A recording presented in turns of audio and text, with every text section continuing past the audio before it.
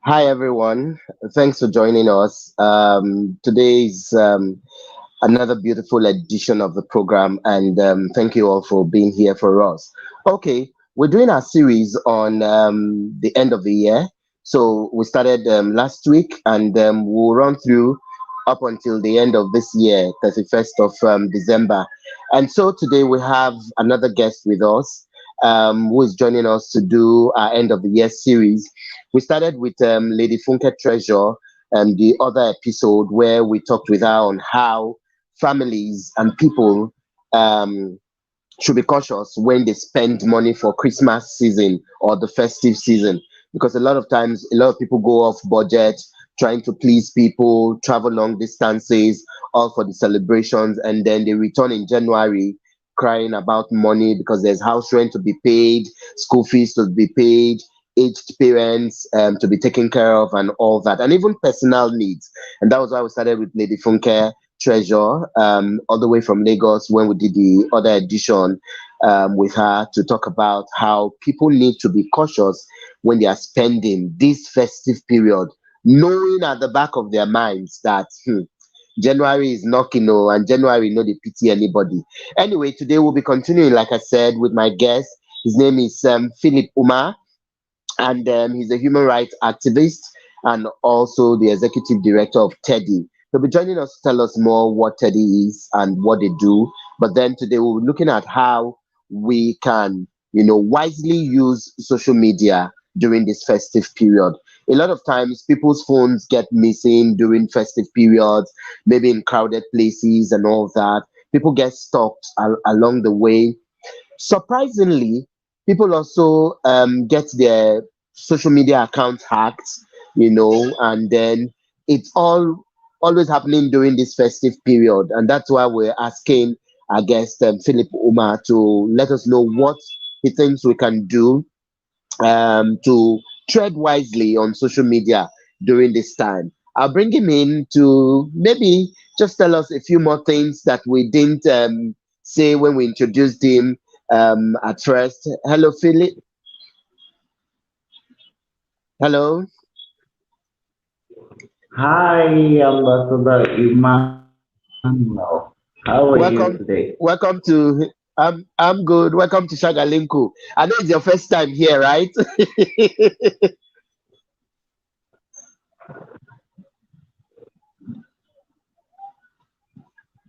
Can you hear me? Yeah, this is my first time, but then I think it's a very good platform for me and then also having you who has actually supported. Yeah, I can hear you. Can you hear me? Yes. Yes, I can. Yes. Okay. So let's start off. I know I've introduced you as the executive director of TEDI. I'd like you. I know you are a human rights activist. I'd like you to quickly just Can you tell hear us me, ma? what TEDI is all about. Yes, I can hear you. Yeah, I can hear you. Okay. All right. Okay. So would like you to tell us what TEDI is all about, and then we'll go on to talk about our topic of discussion.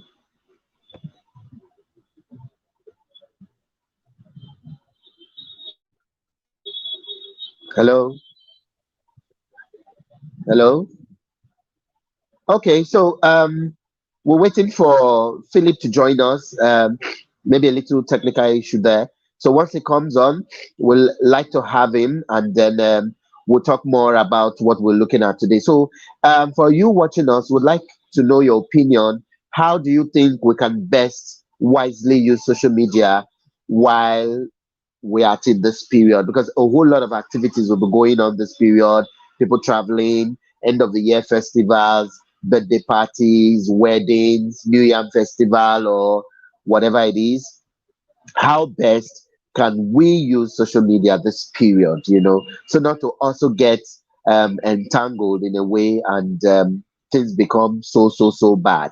I'll wait for Philip to join. Okay, he's here. I'll just add him on and see if we can have him clearly now. Can you hear us? Yes, I can hear you. Okay, okay. So go on and tell us more about what you do in TEDI, and then we'll go on to talk about our topic of discussion. Okay, so I work with TEDI. I'm the executive director for TEDI, and TEDI is Total Health Empowerment and Development Initiative. It was actually founded in 2010 and officially registered with the Corporate Affairs Commission in 2012.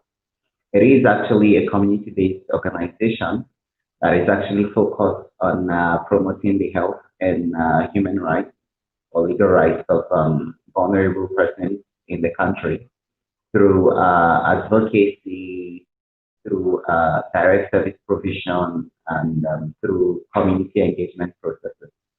And over the years, we have worked with a lot of donors, both nationally and internationally.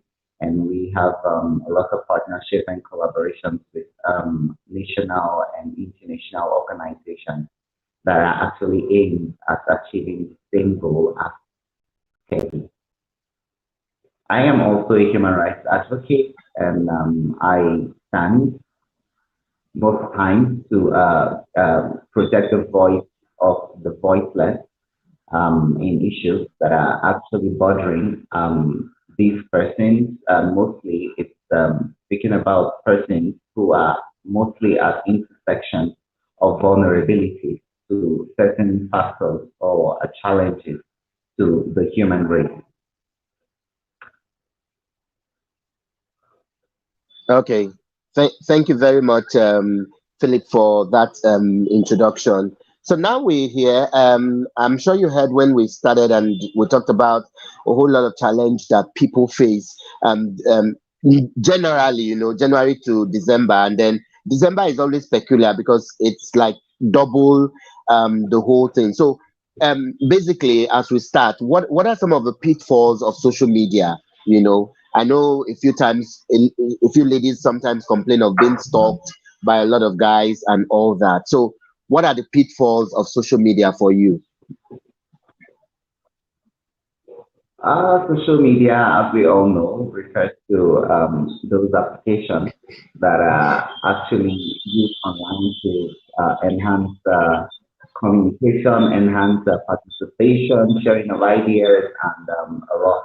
But as we all know, social media these days has been polluted by a lot of activities and cybercrime that we all know.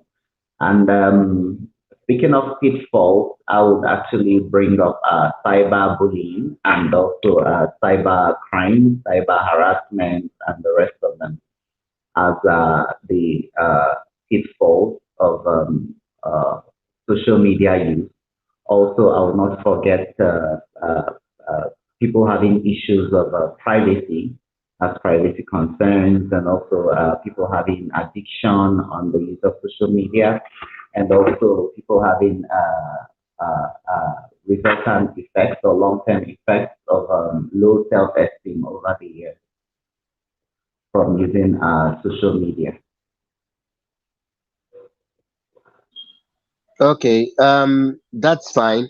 I like the part where you talked about erosion of privacy, because a lot of times now it's like you just sit down, you don't know someone, and the next thing they are inboxing you, and then trying to form friendly and all that. So let's even still talk about the pitfalls. You talked about cyberbullying, how very bad it is, especially for people who just a lot of people join social media because they can connect with their family and friends, not really that because they are looking for opportunities to know more people, but it's another way, cost effective, of connecting with friends and family. So schoolmates who you've lost contact with for maybe 10, 15 years or 5 years, you're able to reach out to them. But sometimes, like you say, you find that people bully others online. How terribly bad is that? The effects of cyberbullying on individuals can never be overemphasized. Cyberbullying occurs with the conscious effort or willful effort to sending messages or negative messages or images to someone just to make that person feel bad. And when you constantly do this, this could actually lead the individual to certain negative self-inflicted harm, and it actually leads to this individual, if it's actually a student, this person might actually find him or herself dropping out of school. This person might begin to conceive ideas of suicide, begin to carry weapons about, and all of that. And sometimes it actually leads to damage of image, and also in some worse situations, it damages the brand of a business, for instance, or a person's brand, for instance. So, like bullying has different effects, but it actually stems from the effect that the initiator actually intends to get. So it also just depends on the receiver who receives this bullying and how the person is able to respond to it. If you give in to bullying, definitely the initiator's intent would carry out its full course on you. And if you resist and also put in conscious efforts to fighting and also get those initiators to book, like that would actually do a whole lot, and then bring in a lot of um, social media misuse and also cybercrime to the control.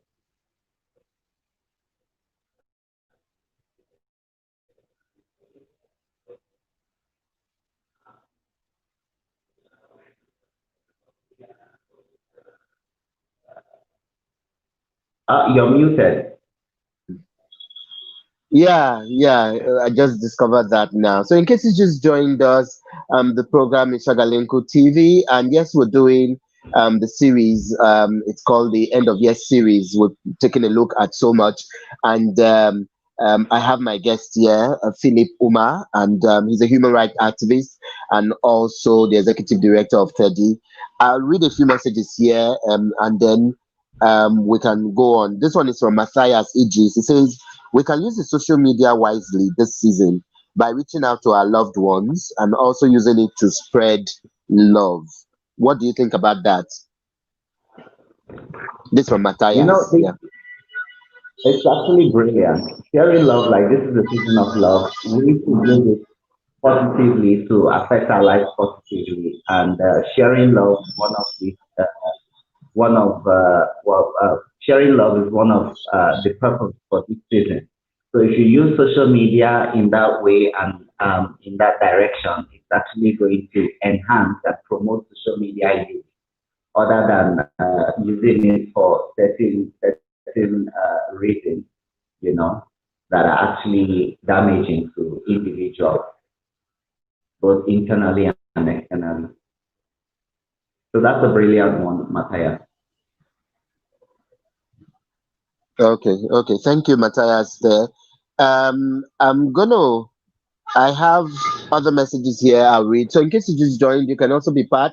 Drop your comments on the comment section and we'll read them. We're looking at how can we wisely use the social media this festive period particularly because I know a whole lot is happening now. Now, Philip, let me even come to this angle. Is the festive period, in fact, that's why we're even having you here to talk about this. There'll be a lot of weddings, there'll be a lot of activities, there'll be a lot of birthday parties. Now, are you also worried because the NCDC is also worried about a lot of crowd gathering right now? In fact, all over the world, even in America, because of the rising cases of COVID-19, um, when they had their Thanksgiving, a lot people were advised not to travel except it's very, very important. Now, are you also worried that maybe there might be a spark, during this whole festive period before we even come to talk about the stealing of phones and all that? A lot of movements will be going on, even as there is a trend that we might likely go into the second phase of COVID-19. Are you also worried that with this festive period that a lot of vehicular movements and traveling will be happening that a lot might be also happening health wise. What do you think? You were breaking most of the time, so I couldn't get your questions clearly. Can you take it again? Okay. So yeah, in summary, I'm asking that a whole lot of festivity will be happening this period. What do you think about the movements that will be going on, especially with COVID-19, even as we do social media? But what's your take on the health implications of some of these travelings, knowing that we still have the pandemic around here? Okay.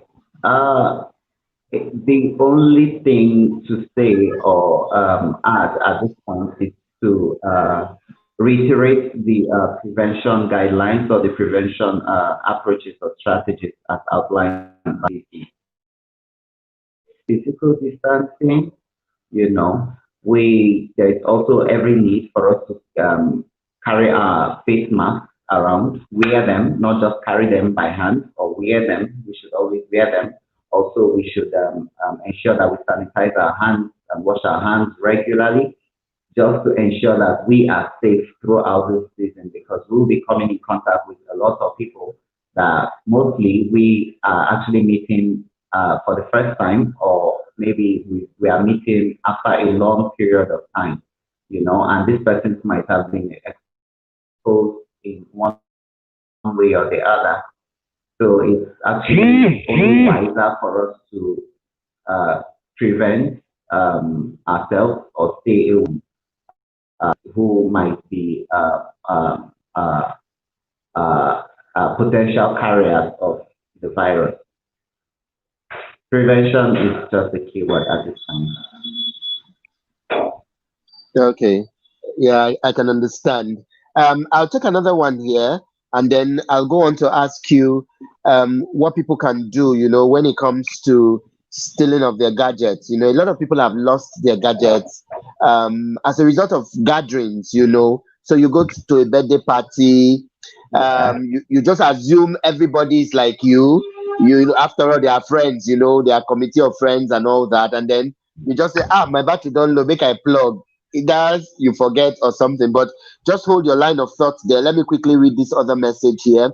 This one is from Daniel Akodi Mills. It says, it's quite lengthy, but just hang on a little because you might respond to this. It says, social media is a very powerful tool in our world today.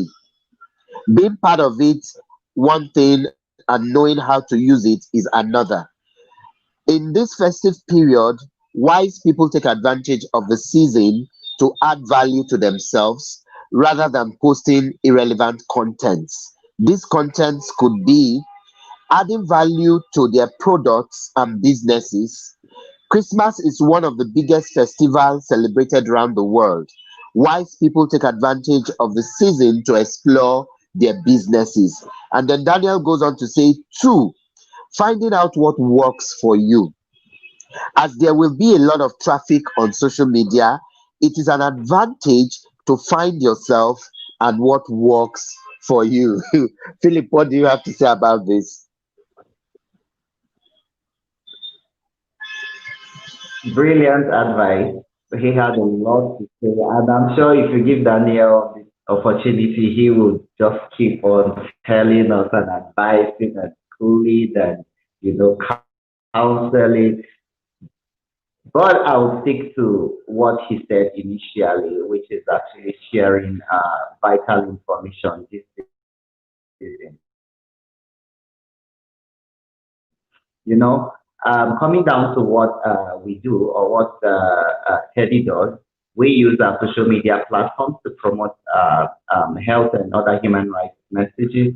We also promote a lot of content that are related to health, not just health for vulnerable populations, but also for other populations as well. We use this platform to also promote other activities like the recently conducted research that we did on mental health. We used this to promote it, and we got a lot of respondents from our social media network. So, there is only so much that social media can help us achieve. So if we just tend to to invest our time in the positive gains of social media, we would say that it's going to open up a whole lot. And social media is actually not going away. It actually gets better and better and better. So this is actually a season for us to tap in and see how we can share love. From our own end, there is actually this Christmas period, I think from 20th, where we begin to do carols in the office, and we share on social media, just to beef up the spirit of Christmas, you know. So this is actually the season, and with COVID-19, we can actually utilize social media this time around and maybe reduce contact with persons, especially with persons that we might feel or we might be perceiving to be potential threat to us at this period. Let's use social media. Let's make positive use of social media this period. Okay. Philip, you said something very important when you talked about the research you guys did on mental health. And it just brings me to a question I'd like to ask you because festive periods generally, are times when people become pressured. So take for instance, during Valentine period, you find a boy who maybe not be is not financially buoyant. All he thinks at that period, he's so pressured that he wants to impress his babe because every other guy is trying to buy a rose, buy gifts, buy things for their girlfriends, but because he doesn't have money, and so he feels, that his love is measured by the um, sacrifice or things he buys for his girls. So take us through what you think will also happen this period now that it's festive period. um, People might be mentally pressured, the pressure to travel home, the pressure to wear new clothes, the pressure to just do something new just to prove a point that, it's Christmas, A lot of families will also be pressured, and that also will be affecting the mental health because families they see other families buy chicken, buy things and all that, and then they get pressured. What will you say with your research you've done? Yes. I believe with your previous series on taking into consideration the spirit of this season and avoiding spending carelessly had addressed a major part of this particular question. But I would also add that the spirit behind this season is just spreading love. And love actually goes beyond buying gifts and meeting certain demands and expectations. You can only give what you have. You can give beyond what you don't have. What you can afford, you cannot give. So if we stick to our means and do what we can, knowing fully well that there is still life after Christmas, kids have to go back to school. You have to go back to school if you have to. You still have other bills. You have house rent. I have my house rent to pay in January. So if I go ahead spending carelessly and allowing the demands of Christmas season and spending and impressions to bother me and make me derail from my focus in January, then at the end of the day in January, I'll have myself to blame. So it's just about sticking with the spirit of the season, one, and then secondly, you stick with what you can do within your means, knowing fully well that you still have a plan, because once you lose focus of your plan at the end of the day, you don't even have, so it just has to do with your personal discipline as an individual. And that is actually drawing us back to the idea of dealing with the mental situation and the mental hype of Christmas. But I would not want to go into mental health and its predictors at this point, but we'll discuss in our subsequent series when we are dealing with health in full. Thank you. Thank you very much about that. Yeah, because mental health generally is a very deep and wide issue that we could go on and on and on and talk. And I just had to bring that to, just for people to constantly remember that they shouldn't be pressured. And I like the fact that you said you can't give what you don't have. People should just realize that I don't have today to give doesn't mean I don't love you enough, and that I can't have tomorrow to give. I mean, life is in stages. And I liked what our guest talked about the other time, that, hey, come on, Jesus wasn't born in your village. So there's no pressure of whatsoever for you to want to run home just because everybody's going home and all that.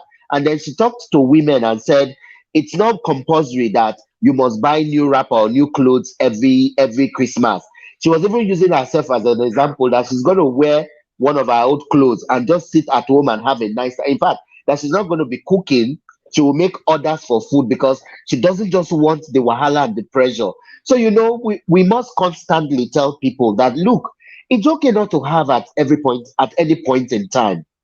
It's just okay to be you at every point in time. Just be yourself. If you have, fine. If you don't have, don't be pressured. And that's why we're doing this end of year series, because we know as it is, people will still be pressured. There are people who've not collected salary for 3 months and they don't know when salaries will come. Philip, it will shock you, they will still borrow money and go home because one friend in the village was like, guy, come, oh, there'll be enough grooving and there'll be enough this. And then they get home, they start looking for money again to come back to the cities, and they have not been paid for 3 months. So I really like that fact. So let's even come back to the social media series. Why are people fond of hacking other people's account? Because this will also happen during this period. The part I find very worrisome, Philip, is the angle where people take your picture, open a new account, and put your picture when it's not you that's on that picture. I know a guy in Dubai who wants us to have a series on social media security. We could have all that talk later on, but we need to also bring this here because all this will also happen during this period. So, what do you have to say about this, Philip? Oh no, I guess it's gone off. So we'll come back. Yeah, okay, you're back, Philip. Yeah, yeah. Okay. So did you hear what I just said?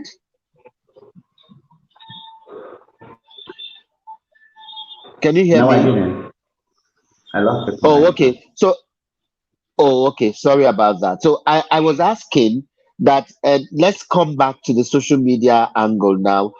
Why are people fond of taking people's pictures and put it as a profile on another one? So, for instance, they take your picture now and put on another profile and claim they are Philip. So, a lot of they start begging money from people that know you. Why do you think people do all this? Well, I don't do that, so I wouldn't know what they think, but I'll say that's fraudulent and that's deceitful. And there shouldn't be any justification for that. Yeah, So true, true. I would also say that sometimes, let me guess, that sometimes they don't feel good enough, one, or it might be that they don't want to project themselves as those persons that are actually asking for those things, or project themselves as those persons on those particular websites or what have you. But all of this put together constitutes what is actually called cybercrime. And the only way we can help ourselves or protect ourselves from cyber crimes and all of these attitudes is by protecting our information, Protect your phone, take cover, beware of your surroundings, use headsets or hands free as at when needed, where necessary, even if you have to use karate, to protect your phone because you have vital and private information on your phone. You can only do so much to protect your phone and the information you have because people are out there, and that also goes a long way to telling us how to deal with our gadgets, during this season because a lot of people will be moving around and coming in contact with us, and we can also protect ourselves and protect our gadgets by also trying not to uh, uh, use our phones, especially when we are doing something else. Let's commit our attention to our phones when there is need for it, and when we don't feel the need to press our phones. Like for instance, we are walking on the street, we don't need to press our phones when we are walking on the street. If you really have to take a message or take a call, you have to check your surroundings first of all before you press your phone or you take that call because you might not just know who's listening, or who's actually waiting for you to be vulnerable in the midst of or amidst that call and snatch your phone from you and all of that. So I would also say there is always a need for us to use security codes on our phones, even on our apps on the phone. There is need for it, but also use security codes that you can remember. Protect ourselves. The level of security at this period can never be overemphasized because at the end of the day, if you are caught in harm's way, you have no one to blame. You know. So I think that does it. Over.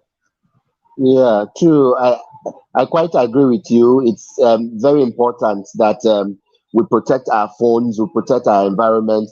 A lot of people during this festive period, okay, well, not just during the festive period alone, a lot of people are fond of making calls, very private calls and very sensitive calls in public. So, for instance, you are in a bus or even at the airport waiting, you find people who make calls and tell the other person on the other end that, okay, the money, you can send it. How much have you sent? Is it 7 million? Is it 1 million? Ah, you are owing me 3 million now. Ah, don't tell me.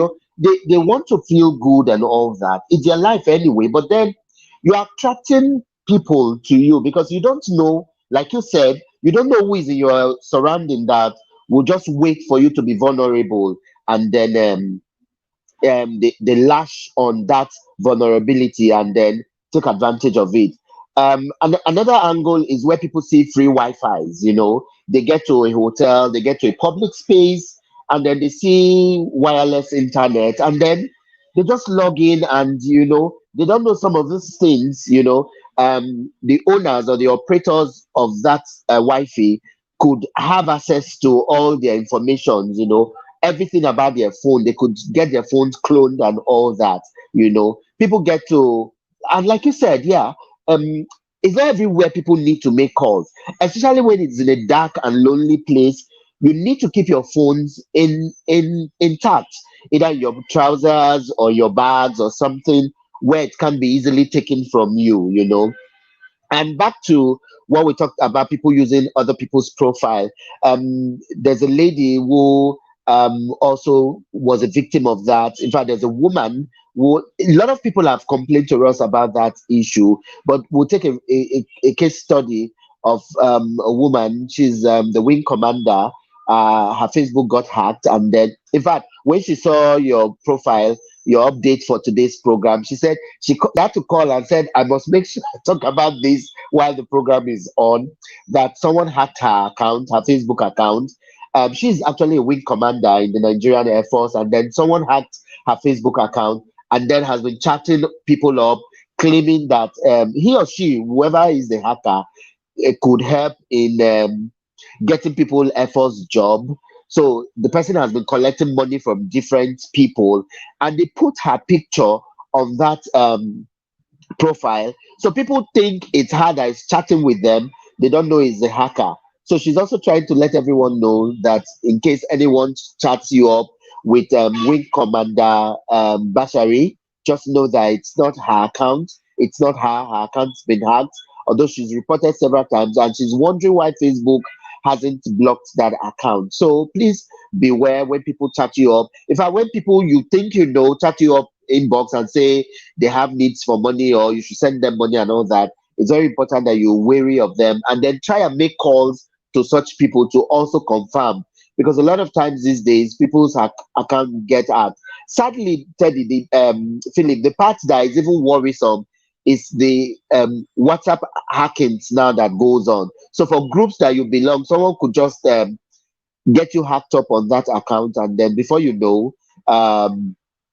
they are chatting with you, and then they block you off. That's even the sad part, because when Commander Bashari said they also blocked her off from her account, so she can't even use that her particular Facebook account. And this is also to let people know that when you see a friend's request with someone wearing a military uniform, it could be a custom uniform, a civil defense uniform, an army uniform, maybe a force uniform, and all that. Be very, very wary of that account, because for as long as I know, the rule is that when you with a military or a paramilitary, you're not allowed to just flaunt your uniforms on your social media as your um, profile pictures. So please be very, very careful. If you need to double shot by calling the person.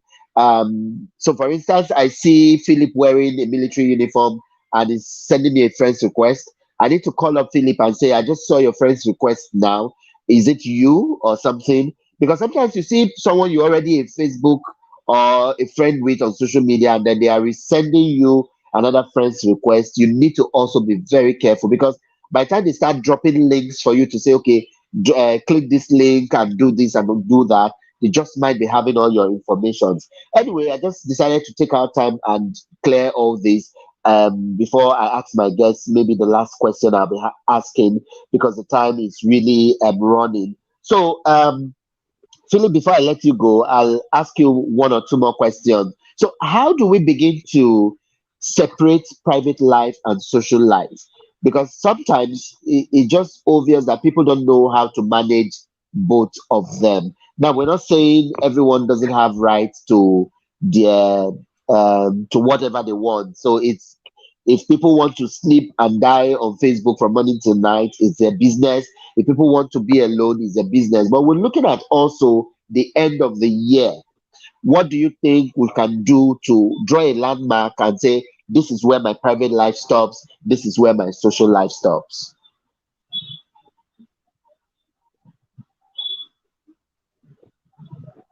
Thank you, Emmanuel, for that question. There is just for us to draw that fine line between our private life and our social media life. Some most people are so soaked into social media that they feel the need to actually live, breathe, eat, and drink social media. They are sleeping, they are on social media. They are eating, they are on social media. Like, who cares about how you bathe, what you eat, how you're jumping around and doing all of that? That is your private business. Can you put it on the side, and let's use social media to promote our businesses, promote our initiatives, promote our ideas. Let's begin to use social media to solve world problems. We can use social media to promote other ideas that could help individuals.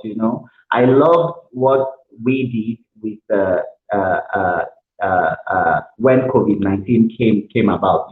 Social media took it by storm, did a lot of sensitization. We could also use social media to promote mental health of individuals. Mental health currently is beginning to come out very clearly as a cross-cutting issue in the community. It is very, very sickening at this point that children also have some level of mental illnesses, down to the elderly. We could use that to begin to promote a lot of ideas, a lot of solutions to problems. We don't need Yeah, we don't need certain private information. And for some people, they begin to feel the conscious need, or anxiety that whenever they sleep at midnight, they have to wake up and check social media. Like, that is uncalled for. Like, you can have even an 8 hours long or straight sleep. That's abnormal. You also find out that social media interrupts a lot of real life situations or real life businesses. You know, you're in the office with your boss is talking to you, or you're in the middle of a critical or strategic meeting and you're doing social media on your phone. That's disrespectful. And that actually obstructs your attention and productivity at work, you know.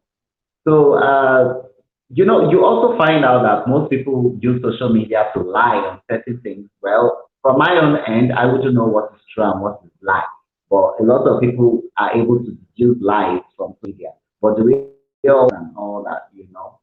Let's also try to see how we can find a balance with using social media positively, like we said from the get-go, to affect our lives positively. And let's try so hard not to be addicted to it, because just like it has its advantages, the cons are equally very, very, very, very costly. Over.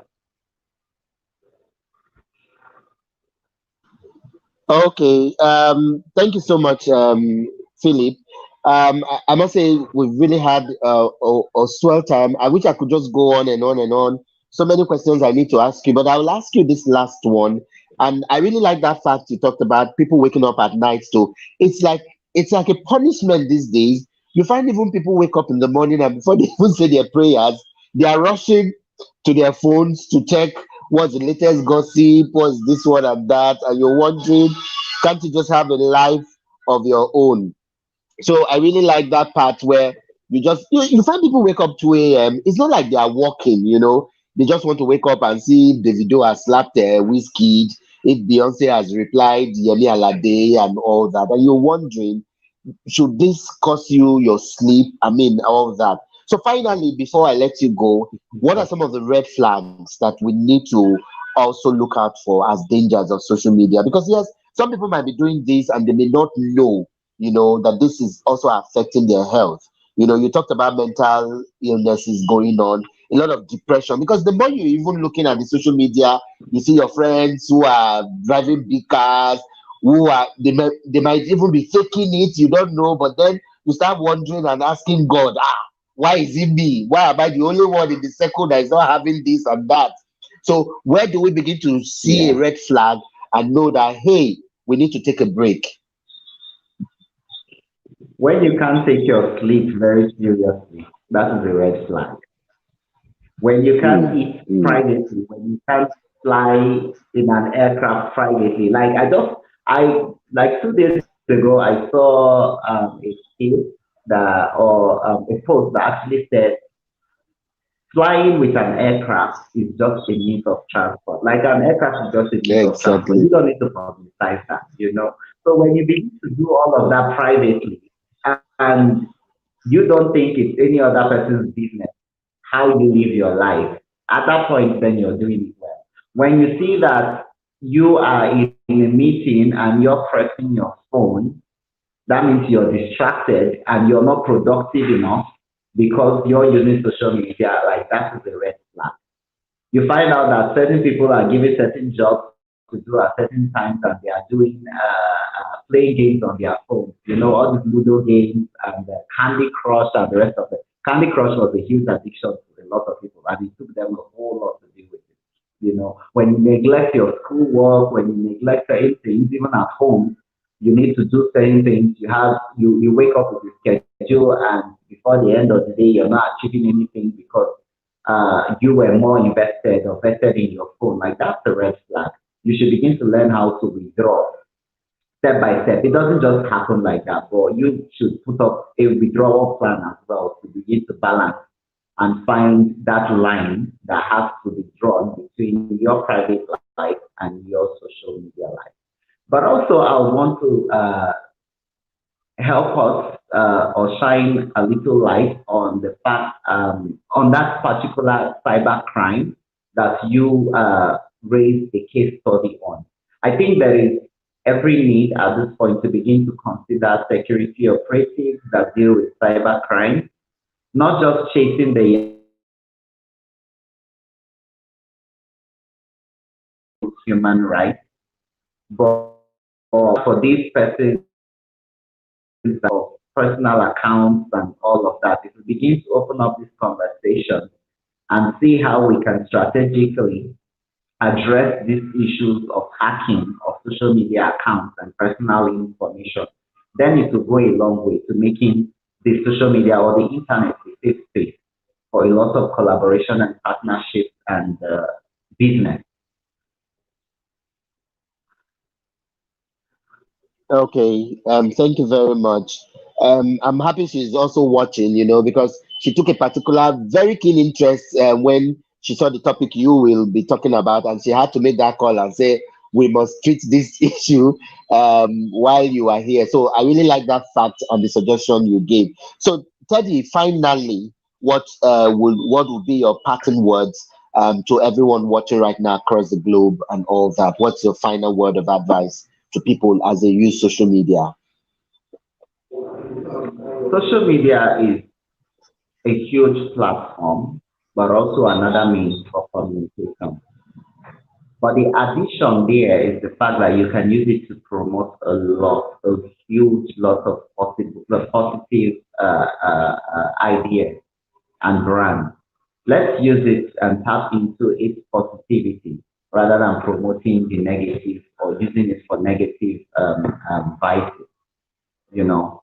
So we should, at every point in time, look at what everything that we come across in life has in positive or in the positive light on our life as an individual. You understand? Rather than using it to see how you can use it to God, how am I going to put this? But let's always tap into the positivity other than the negative. In short, thank you. Thank you very much. Any word of greetings? Anybody you'd like to greet as we wrap up? Colleagues, friends, families, anybody you want to greet? You have 30 seconds to do that. First of all, let me say my hello to you again. It's been a long, long, long, long time we saw, but this is actually a huge opportunity, and that's why I jumped on it. And also your crew members, I will say hello, and hopefully that we will do this some other time. But also, I would want to talk more on the health aspect of vulnerable persons on this TV show. How we can look addressing human rights issues as it affects these vulnerable persons going forward. So thank you all, Shagalinku TV. This is an opportunity that I'm not going to take for granted. And also let me say hello to my team members at THEDI, wherever they are in the country, outside the country. Thank you so much for your continued support. Thank you. Yeah, thank you to Teddy. Thank you, Philip, for being there as our guest.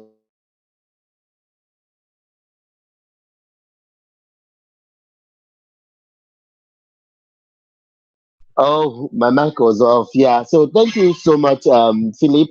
Thank you for joining us. Thank you for being there for us. And thanks to everyone who watched, everyone who sent in their messages. So many messages here that time would not let us read. But you know how we do it now. We still will bring our guest back some other time to also talk with us on, like he said, a few things more on the health issues and all of that. Yeah, we surely will by God's grace. So yeah, for all of us, please, it's a festive season, but then don't also end up wasting time and also just being away. So would like to thank everyone. So till I see you all on the next episode where we'll still be doing the end of the year series. Thanks to everyone who joined. The videos will be here after the program. We're streaming on 3 destinations. So it's live on YouTube, it's live on Facebook, and it's on Shagalinku TV, and then on my personal page. The videos are here, so keep the conversations going. Drop your comments still. We could send it to our guests, and then when it comes for a part two, we'll also address all those issues. My name is Ambassador Emmanuel Gabari, and thank you all for joining us. Till I see you on the other edition of the program, God bless you all, and have a beautiful, beautiful day. Bye bye.